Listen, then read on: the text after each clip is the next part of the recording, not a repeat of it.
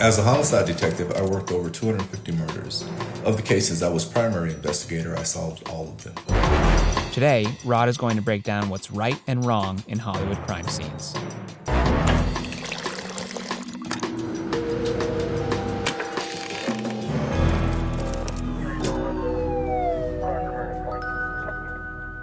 Crime scenes can be very tricky. There are a lot of different details that can be easily missed. So what we're going to be doing is looking for things that are telltale, things that actually happen versus things that don't. First clip, Ace Ventura, pet detective. In this scene, Ace arrives at a crime scene uninvited. I heard a scream. So I called the manager. Well, the place was empty except for that damn dog in the other room. I opened the balcony door and looked over the railing. This scene is highly inaccurate in the fact that there are 1 million people at this crime scene, and that would never happen. Crime scenes are really controlled, and the number of people to contaminate a crime scene is closely monitored. Animals can sense evil. Who let Dr. Doolittle in? Lieutenant. He came with Miss Robinson. This is official police business. We'll let you know if the coroner finds a tick. Crime scenes are often guarded by a patrol officer, and when people enter crime scenes, their names are taken and they're screened and they're scrutinized. So the fact of Ace just popping up in a crime scene and nobody knowing it would probably never happen.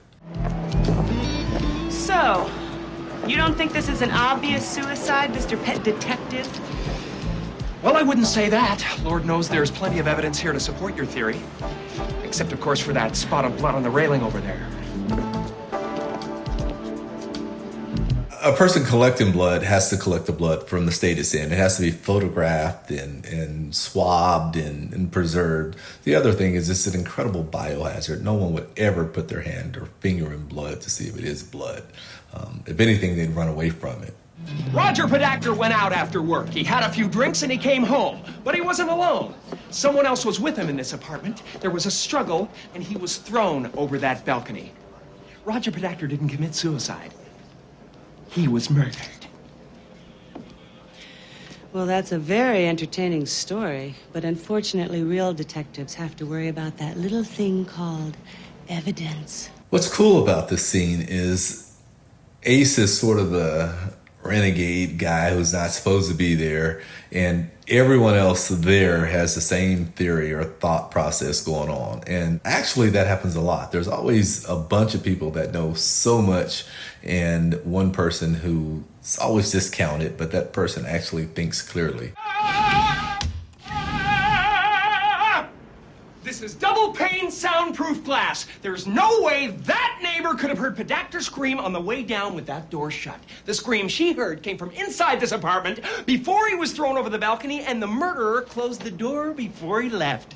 Yes! There's a theory that someone screamed or someone heard someone scream, and there's something that physically prevents that from being possible, then that theory has to go out the window, and that's clearly what's happened in this case.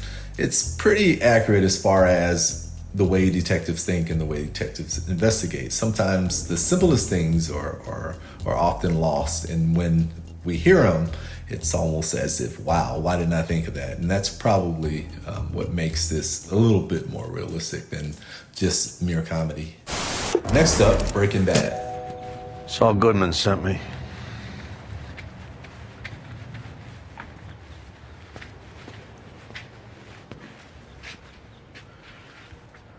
Come on, inside. So what's happening in this scene is someone's called in a cleaner and someone to clean up a crime scene. So what this cleaner does is they come and they try to get rid of evidence or key evidence that can link somebody or tie somebody to a crime. Obviously, the person that called the cleaner is of more importance than the person that's actually at the crime scene. So it's one of those things where you save them to save the bigger guy, but you really don't care about that person. Once you call it in, the people who show up will be with the Office of Medical Investigations. That's primarily who you'll talk to. Police officers may arrive, they may not. Depends on how busy a morning they're having. Typically, ODs are not a high priority call. When he said you call in to the coroner's office and it's going to take them a while and they're not concerned with ODs, that's really far-fetched. Any death is going to be treated as a homicide. There's almost never a case. In fact, there's never a case where someone's going to report a death and investigators don't show up. There's nothing here to incriminate you, so I'd be amazed if you got placed under arrest. However, if you do, you say nothing. You tell them you just want your lawyer.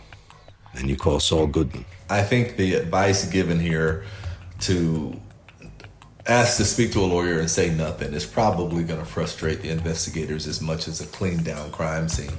But it's clearly effective for what it's intended to do, and that's to throw law enforcement off. Next up, Sherlock.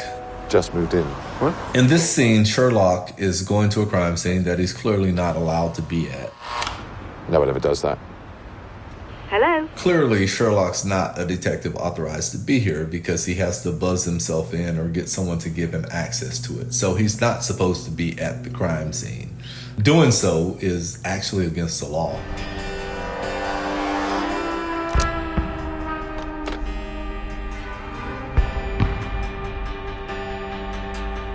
Sneaking into an apartment complex or crime scene and climbing through a window, breaking and entering is felonious behavior, so it's not going to happen. The part especially where he's kicking in the door is really unrealistic. That alters the crime scene way too much, and it's just not going to happen. What about this morning? Those letters you were looking at? Bills? Yes. He was being threatened. Bag this up, will you? And Not by the gas see board. if you can get prints off this glass. Yeah, once he goes inside the apartment and reaches down the throat of the dead person, that would never happen. I mean, the bodies are always jurisdiction of the coroner. The fact that an investigator, detective, private investigator would do something like that is actually against the law. Coffee table on the left-hand side, coffee mug handle pointing to the left. Power sockets, habitually use the ones on the left. Pen and paper on the left-hand side of the phone because he picked it up with his right and took down messages with his left. You want me to go on? When a detective goes to a crime scene, it works in milliseconds. You scan a room, you come up with all sorts of things that you don't realize you're even processing. Like you'll come up with the fact that someone's left or right-handed by the way things are placed in an apartment. So that's pretty accurate. Next up, CSI. This scene of CSI involves a murdered victim and the suspect who's gotten himself stuck in cement. Found him, figured he had a free pass and picked his pocket. This is pretty unrealistic. She's clearly laughing quite a bit. That probably wouldn't happen. I mean, police officers and detectives, we make jokes sometimes, but this is kind of over the top. Who's your lady friend? Never saw that woman before in my life. Look, you're not going anywhere. It'll be a lot better for you if you just cooperate and tell us what happened. Yeah, not real realistic that someone would question somebody while they're stuck in the cement. Interrogations are really serious deals, not only to gather information, but to preserve rights. And, you know, one of the biggest things is someone not feeling forced or coerced into making a statement. And I think being stuck in the cement is probably qualifying of that. You want to know what happened? Mm-hmm. Figure it out yourself. That's the fun part. So I've never seen anything like this before, but I have seen people that committed crimes and it got caught red-handed because they got stuck. In one case, a guy trying to crawl out of a window got hung up on the glass. So things like that are always really, really cool to see. It's like God delivers them to you. Next up, The Fugitive. In this scene, a U.S. Deputy Marshal arrives at the scene of a crash. The bus rolled over several times before it settled at the bottom of the hill here. I don't know if I passed out or what, but when I looked up, the train was bearing down on us, fast. I don't know how. It's still kind of hazy, but somehow I grabbed him and I pushed him out of the bus. Questioning a suspect or who you may think is a suspect outside in the open in front of everyone is probably something that's never going to happen. Excuse me, Sheriff. I'm Deputy United States Marshal Samuel Gerard. I'd like to talk to you. I'll be with you in just a minute. Locals are not really crazy about federal agents coming in and taking over their crime scenes. This is pretty accurate because sometimes there's a lot of tension between the two different agencies or two different jurisdictions. I'd like to recommend checkpoints on a 15-mile radius at I-57, I-24, and over here on Route 13 east of Chester. Whoa, wait a minute. The prisoners are all dead. The only thing checkpoints are going to do is get a lot of good people frantic around here and flood my office with calls. Well, shit, Sheriff. I'd hate to see that happen, so I guess I'll take over your investigation. Overall, this is completely inaccurate. The fact is that U.S. Marshals Recovery or Fugitive Task Force usually respond after they're called in by local law enforcement. In this scene, it's obvious that it's coming off as if though they have a higher jurisdiction and they can go to a scene and kind of take over. In actuality, that doesn't happen or it will never happen. Next up, the Mentalist. In this scene, the Mentalist arrives to investigate the murder of a college student. Housemates woke up and found him like this. Name's Tyler Van Camp, sophomore studying business. Practice squad linebacker. You sure about Lisbon? Did you hear it from her? Or did you hear it from other people? This is pretty interesting because that actually happens. You know, the conversation has started about something that has absolutely nothing to do with the crime scene. And most people around you are kind of bewildered thinking that you have this big deal here and you're talking about something that seems to be so insignificant. Hello, finally. We've been sitting here like 2 hours, dude. You guys heard of human rights? No such thing. It's pretty accurate that sometimes people wait at crime scenes for detectives to show up because they could be at another crime across town or anything can be going on. It was all of them. The ninja knife wasn't in more than an inch, not deep enough to kill him, so he was drowned. In a kiddie pool? Well, only if someone was helping him along. I mean, big athletic guy like Tyler, I would guess that would be a job for 2 people. Yeah, but why drown him? Well, probably something to do with the drunken card game that took place here last night. They used toy money as chips. It makes policemen look really, really cool to be able to come up with such an elaborate process of what happened is probably as far-fetched as you're going to ever get. You wear your watch on your right hand, probably left-handed, so judging by the angle and the depth of the wound, I would guess that it was you that stabbed Tyler in the back to stop him from throttling Barry here. Now, stabbing Tyler in the back didn't help much, made him madder. He chased you outside, he fell in the pool. That's when you two, with the still damp sneakers, got on top of him and held him down until he drowned. Something very inaccurate about this is that no detective would ever give a theory to suspects, especially all of them, or sitting right there. Because once you are wrong, even a little bit, you lose credibility and your case is pretty much blown from that point. The other thing is, you know, to determine how someone died or the stab wound would never be done without an actual autopsy. And you all came inside and cleaned the room. Now, what self-respecting student voluntarily throws away perfectly good vodka? Can we go now? I've accepted it. I guess so. You're all under arrest. He doesn't have enough to arrest one of them, much less all of them. The fact is that there's no evidence whatsoever. Overall, the scene is pretty highly inaccurate. Next up, Zodiac. In this scene, detectives arrive to investigate the final murder of the infamous Zodiac killer. Kids who called it in saw the suspect from that window. Wait, you hear a shot? No. We first saw him in the front seat, thought he was a drunk fighting with the driver. Oldest kid ran downstairs to get a better look from the dining room. Described him as a white male, glasses, crew cut, stocky, wearing a dark jacket. Wait, I thought someone said he was black. That's the description that went out to radio cars. Yeah, we already corrected it. Oh, well, that's good. This starts off really well as far as authenticity. There's a lot of talk about the suspect and there's a mix-up on who the suspect is or description of the suspect, which is common. It's a big deal because you can have a bunch of people look for the wrong person. Who rolled him? Stewards.